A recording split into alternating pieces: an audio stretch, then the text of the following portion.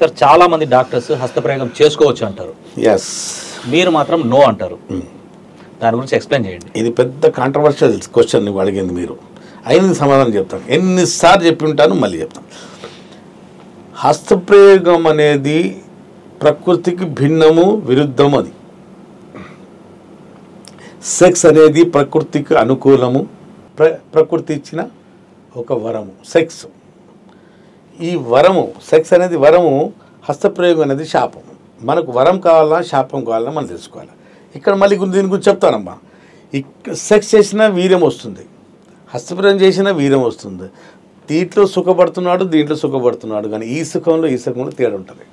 ఒక అమ్మాయి రాగానే మన బాడీలో హార్మోన్స్ ఫుల్గా పీక్ మీదకి వస్తుంటాయి.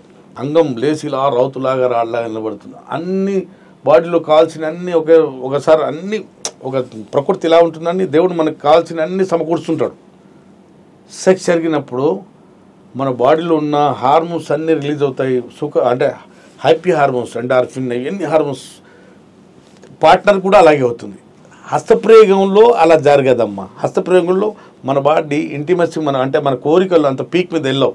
వచ్చావా, కొట్టుకున్నావా, తీసావా, అంతేగాని సెక్స్ అంత సుఖం హస్తప్రయోగంలో ఉండదు.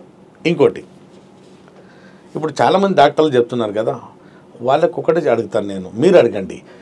ఏ మెడికల్ టెక్స్ట్ బుక్లో అయినా హస్తప్రయోగం ఆరోగ్యానికి మేలు అని రాస్తుందని చెప్పుకోండి, చూపించానండి. ఎక్కడ లేదమ్మా.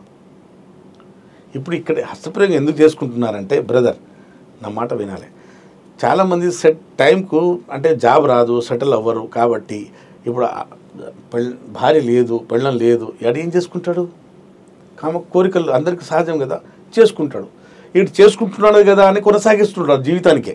30 సంవత్సరాలు చేసుకుంటూనే ఉంటాడు. పెళ్లి కాలేదు, ఇంకా సెట్ కాలేదు సార్, నాకు జాబ్ దొరకలేదు, ఇంకా అబ్రాడ్కి వెళ్ళాలి, అక్కడికి వెళ్ళాలి, 36 సంవత్సరాలు కొట్టుకుంటాడు. పెళ్ళి అయ్యేలోగా వచ్చి సార్ నాకు ఇప్పుడు అంగం స్తంభించట్లేదు సార్. ఎందుకయ్యా? హస్తప్రయోగం బాగుందని మీరే చెప్పారు కదా. లేదు సార్, ఇప్పుడు అంగం సహకరించడం, అంగం చచ్చిపోయిన ఎలుకలా తయారైంది, ఇష్టమన లేదు. నా పార్ట్నర్ దగ్గర, నా భార్య దగ్గర కాదు సార్, నా లవర్ దగ్గర వెళ్ళిపోతున్నప్పుడు సెక్స్ ఇట్లా పెట్టంగానే వెళ్ళిపోతుంది సార్, ప్రయత్నిస్తుండగానే వీర్యం బయటికి వచ్చేస్తారు. అది ఎందుకు జరిగింది?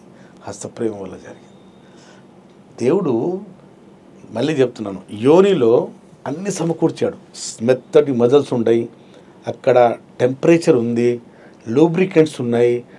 అంగం కోసం, అంగం రాకపోతున్న దానికి వెల్కమ్ చేయడానికి దీంట్లో అన్ని సమకూర్చాడు యోనిలో. అలా కాకుండా దానికి భిన్నంగా వెళ్ళి చేతులు ఏముందా? ఏం లేదు.